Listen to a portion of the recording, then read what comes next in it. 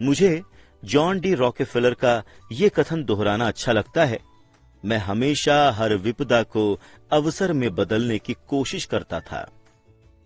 और जापानी अमेरिकी होने के नाते मैं ये कह सकता हूं, कई लोग कहते हैं कि पर्ल हार्बर अमेरिकी गलती थी। मैं कहता हूं कि ये जापानी गलती थी।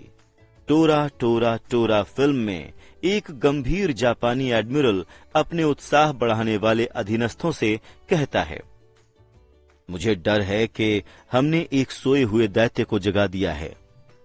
पर्ल हार्बर को याद रखो, ये एक प्रेरक नारा बन गया। इसने अमेरिका के भारी नुकसान को विजय के कारण में बदल दिया। इस भारी पराजय ने अमेरिका को शक्ति दी और अमेरिका जल्द ही विश्व महाशक्ति के रूप में उभर कर सामने आया। असफलता विजेताओं को प्रेरित करती है और असफलता पराजितों के हौसले पस्त कर देती है। ये विजेताओं का सबसे बड़ा रहस्य है। ये वो रहस्य है जिसे हारने वाले नहीं जानते। विजेताओं का सबसे बड़ा रहस्य ये है कि असफलता जीतने के लिए प्रेरित करती है, इसीलिए उन्हें हार से डर नहीं लगता। मैं फ्रैंक टॉरकेंटन के उद्धरण को दोहराना चाहता हूं, जीतने का मतलब है हारने से नहीं डरना। फ्रैंक टॉरकेंटन जैसे लोग हारने से इसलिए नहीं डरते क्योंकि वो जानते हैं कि वो कौन है। वो हारने से नफरत करते हैं, इसलिए वो जानते हैं कि हारने से उन्हें बेहतर बनने की ही प्रेरणा मिलेगी। हारने से नफरत करने और हारने से डरने के बीच एक बड़ा फर्क होता है। अधिकतर लोग पैसे गंवाने से इतना ज्यादा डरते हैं कि वो हार जाते हैं। वो एक डुप्लेक्स की वजह से दिवालिया हो जाते हैं। वित्तीय दृष्टि से वो जीवन को बहुत सुरक्षित और बहुत छोटे स्तर पर खेलते हैं। वो बड़े मकान और बड़ी कारें तो खरीद लेते हैं, लेकिन बड़े निवेश नहीं खरीदते। 90% अमेरिकी जनता पैसे के लिए संघर्ष करती है। इसका मुख्य कारण ये है कि वो हार से बचने के लिए खेलते हैं। वो जीतने के लिए नहीं खेलते। वो अपने वित्तीय नियोजकों या अकाउंटेंट्स या स्टॉक ब्रोकर्स के पास जाकर एक संतुलित पोर्टफोलियो खरीद लेते हैं। ज्यादातर के पास बहुत सारी नकदी, एफडी, कम ब्याज वाले बॉन्ड, म्यूचुअल फंड्स और कंपनियों के कुछ शेयर होते हैं। ये एक सुरक्षित और समझदारी भरा पोर्टफोलियो है, लेकिन ये विजेता का पोर्टफोलियो नहीं है।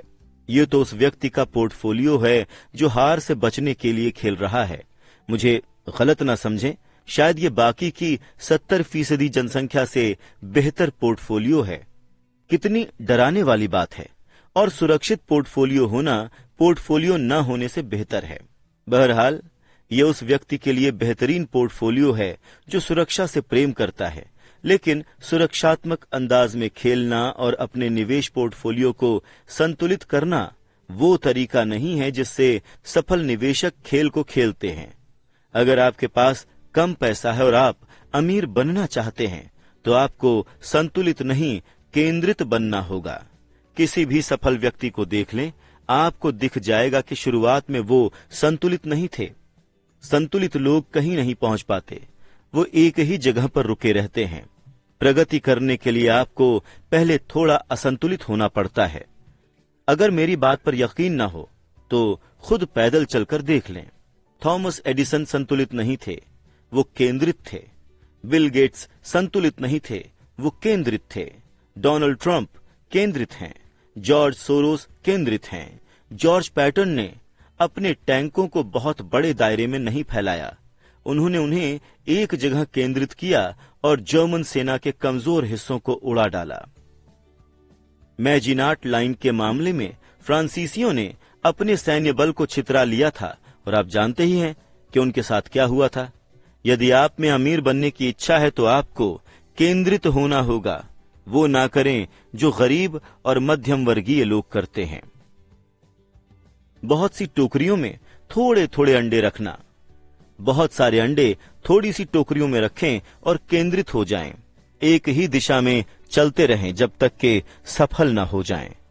यदि आपको हारने से नफरत है तो सुरक्षात्मक खेलें। अगर हारने से आप कमजोर बनते हैं तो सुरक्षात्मक खेलें। संतुलित निवेश का रास्ता चुनें। अगर आपकी उम्र 25 साल से ज्यादा है और जोखिम उठाने से आपको डर लगता है तो बदलने की जरूरत नहीं है। सुरक्षात्मक ही खेलते रहें, बस जल्दी शुरुआत कर दें। अपने रिटायरमेंट के अंडे जल्दी इकट्ठे करना शुरू कर दें, क्योंकि इसमें समय लगेगा।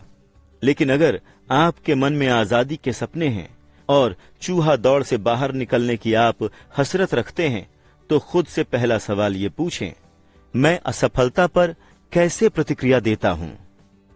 अगर असफलता आपको जीतने के लिए प्रेरित करती है, तो शायद आपको इस दिशा में जाना चाहिए, लेकिन सिर्फ शायद। अगर असफलता आपको कमजोर बनाती है या इसकी वजह से आप बौखला जाते हैं, उस बिगड़ैल बच्चे की तरह जो कोई चीज गलत होने पर हर बार मुकदमा दायर करने के लिए वकील ढूंढता है, तो इसे सुरक्षात्मक अंदाज में ही खेलें। दिन की नौकरी करते रहें या बॉन्ड्स या म्यूचुअल फंड्स खरीदें। याद रखें, हालांकि तुलनात्मक रूप से ये ज्यादा सुरक्षित होते हैं, मगर इन वित्तीय साधनों में भी जोखिम होता है। मैं टैक्सेस और फ्रैंक टारकेंटन का जिक्र करते हुए ये सब इसलिए कहता हूं क्योंकि संपत्ति वाले कॉलम को भरना आसान है। ये दरअसल कम बुद्धि का खेल है। इसमें ज्यादा शिक्षा की जरूरत नहीं है। 5वीं ग्रेड का गणित का विद्यार्थी भी ये कर सकता है, लेकिन अपनी संपत्ति वाले कॉलम को बनाना एक ऐसा खेल है जिसमें नजरिया काफी बड़ी भूमिका निभाता है। इसमें साहस, धैर्य और असफलता के प्रति बेहतरीन नजरिए की जरूरत होती है। पराजित लोग असफल होने से कतराते हैं और असफलता पराजितों को विजेताओं में बदल सकती है। एलेमो को याद करो। निराशावाद को पार करना। आसमान गिर रहा है, आसमान गिर रहा है। हम में से ज्यादातर लोग उस छोटे मुर्गे की कहानी जानते हैं जो विनाश की चेतावनी देता हुआ दौड़ रहा था। हम सभी ऐसे बहुत से लोगों को जानते हैं। हम में से हर एक के भीतर एक छोटा मुर्गा रहता है। जैसा मैंने पहले बताया था, निराशावादी व्यक्ति दरअसल एक छोटा मुर्गा होता है। जब शंका और डर हमारे विचारों पर हावी हो जाते हैं, तो हम सभी छोटे मुर्गे की तरह बन जाते हैं। शंकाएं हम सभी के मन में होती हैं। मैं स्मार्ट नहीं हूं, मैं पर्याप्त अच्छा नहीं हूं, अमुक अमुक मुझसे बेहतर है। हमारी शंकाएं हमें निष्क्रिय बना देती है। हम क्या होगा वाला खेल खेलने लगते हैं। अगर मेरे निवेश करने के ठीक बाद अर्थव्यवस्था धराशायी हो गई तो क्या होगा? अगर मेरा नियंत्रण खत्म हो जाए और मैं समय पर पैसे ना लौटा सकूं तो क्या होगा? अगर चीजें मेरी योजना के हिसाब से नहीं होती हैं तो क्या होगा? या हमारे मित्र या प्रियजन भी हमें अपनी कमियों की याद दिला सकते हैं। वो अक्सर कहते हैं, तुम्हें ऐसा क्यों लगता है कि तुम ये कर सकते हो? अगर ये विचार इतना ही बढ़िया होता तो अब तक इसे किसी दूसरे ने क्यों नहीं किया? ये कभी कारगर नहीं होगा। तुम्हें पता ही नहीं है कि तुम किस बारे में बोल रहे हो। शंका के ये तीर अक्सर इतने तीखे होते हैं कि हम काम शुरू ही नहीं करते हैं। हमारे दिल में डर बैठ जाता है। कई बार तो हमारी नींद भी उड़ जाती है। हम आगे कदम ही नहीं उठा पाते हैं, इसलिए हम सुरक्षित चीजों के साथ ही बने रहते हैं, जिसका नतीजा ये होता है कि अवसर हमारे पास से गुजर जाते हैं। हम जीवन को पास से गुजरते देखते हैं और अपने भयभीत दिल के साथ अकर्मण्य अवस्था में बैठे रहते हैं। हम सभी ने अपने जीवन में किसी न किसी समय ऐसा महसूस किया है, कुछ ने कम तो कुछ ने ज्यादा। फिडेलिटी मेजेलन म्यूचुअल फंड के मशहूर मैनेजर पीटर लिंच आसमान गिरने की चेतावनियों को शोर कहते थे, जो हम सभी सुनते हैं। शोर या तो हमारे दिमाग के अंदर उत्पन्न होता है या फिर ये बाहर से आता है, अक्सर मित्रों, परिवार वालों, सहकर्मियों और मीडिया से। लिंच सन 1950 के दशक का वो समय याद करते हैं जब परमाणु युद्ध का जोखिम समाचार पत्रों में इतना ज्यादा प्रचारित किया गया कि लोग रक्षात्मक कक्ष बनवाने लगे थे और भोजन पानी इकट्ठा करने लगे थे। अगर रक्षात्मक कक्ष बनवाने के बजाय उन्होंने उस पैसे का शेयर बाजार में समझदारी से निवेश किया होता तो संभवतः आज वो आर्थिक दृष्टि से स्वतंत्र होते। जब किसी शहर में हिंसा भड़कती है तो पूरे देश में रिवॉल्वरों की बिक्री बढ़ जाती है।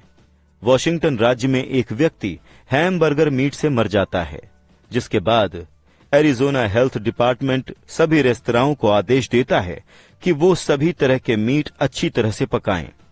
एक दवा कंपनी फरवरी में टीवी विज्ञापन देकर लोगों को सर्दी होते दिखाती है। नतीजा ये होता है कि सर्दी भी बढ़ जाती है और उस दवा की बिक्री भी। ज्यादातर लोग गरीब इसलिए हैं क्योंकि निवेश के मामले में संसार छोटे मुर्गों से भरा हुआ है जो चिल्लाते हुए घूम रहे हैं, आसमान गिर रहा है, आसमान गिर रहा है। और छोटे मुर्गों की बात का असर इसलिए ज्यादा होता है क्योंकि हम में से प्रत्येक के भीतर एक छोटा मुर्गा छुपा रहता है।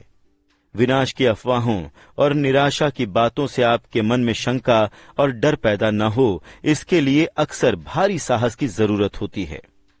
लेकिन हर समझदार निवेशक जानता है कि सबसे बुरे दिखने वाले समय दरअसल पैसे बनाने के सबसे अच्छे समय होते हैं।